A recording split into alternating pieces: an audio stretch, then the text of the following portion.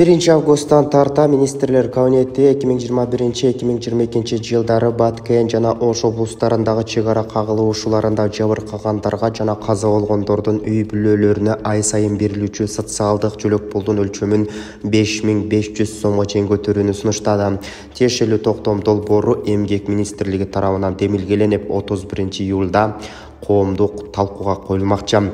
2021 жылдын апрель айында да кыргыз-тажик чегарасында да бир ирет жаңжал чыккан. Кыргызстан тараптан болгон кагылышуулардын натыйжасында 36 адам каза болуп, 154 жарат алган. Тажик бийлиги 19 тажикстандык каза болуп, 87 киши жарадар болгонун билдирген.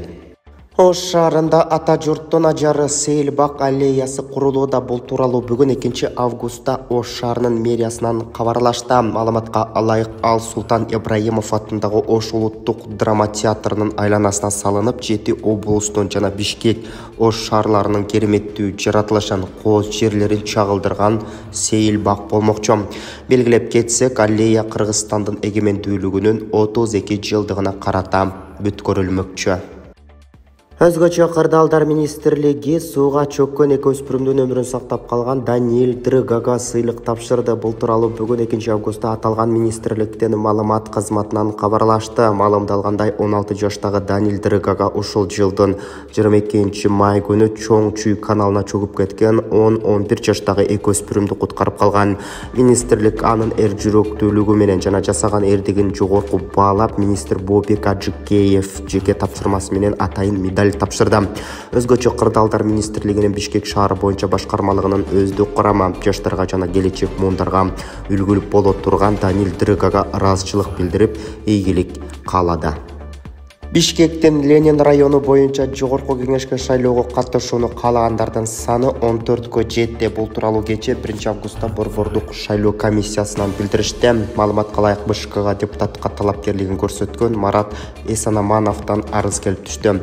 Ленин району боюнча шайлоого катышуу үчүн БШКга арыз менен кайрылгандай: Эртай Исаков, Аскар Алмаз уулу, Эркин Бөлөкбаев, Роман Ремнев, Турсунбай Бакир уулу, Кутбек Асылбеков, Назарбек Нашанов, Сулайман Мамаев, Токтогул Кекчекеев, Жаныбек Абиров, Русланбек Тагаев, Бакыт Шаршембиев, Нургүл Соромбаева, Мурат Эсенаманов. Белгилеп кетсек, Бишкектин Ленин району боюнча жогорку кеңешке кайра шайлоо 10 сентябрда өтмөкчү.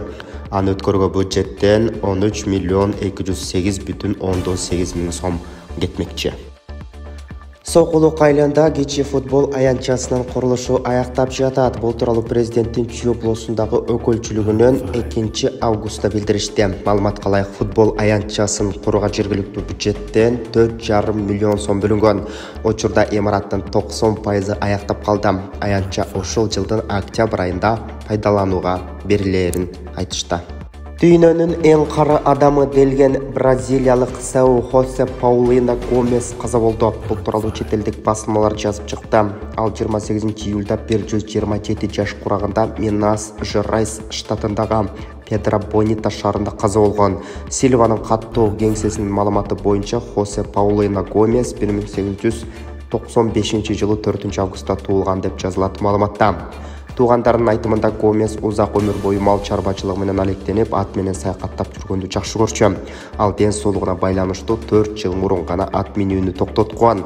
Гомес туулган күнүнө 1 жума калганда каза болуп, дүйнөдөгү эң улгайгандардын саппашын 116 жаштагы испаниялык Мария Бранаса Морерага өткөрүп берди. Урматтуу мекендештер, сиз чегарага ишеничтүү барууну, жегирди чыкты жазап таза документ менен жүрүүнү кааласаңыз, анда ишеничтүү айдоочу Мухиддин кызматта. Ортомчусу стаканса чегарага өз алып кирип алып чыгат. Заманбап комфорт машинада жылуу жумшак барып келесиз. Ак кеме же Москвардан келдим десеңиз, бекер кара тизмеден текшерип документке жардам берет. 24 саат WhatsApp жана байланыш +8 926 213 0060 +8 965 402 93 Мухиддин.